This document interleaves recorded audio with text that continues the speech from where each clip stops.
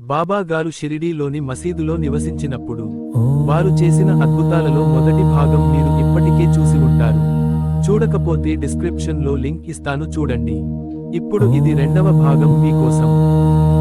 సాయిబాబా గారు చేసిన అద్భుతాలలో మరొక అద్భుతం ఏమంటే, ఆహారం లేకుండానే బాబా గారు ఎన్నో రోజులు జీవించారు.